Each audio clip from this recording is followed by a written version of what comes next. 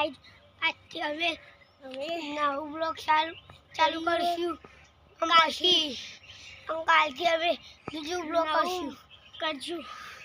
પછી like B કરો subscribe બી કરો સબસ્ક્રાઇબ બી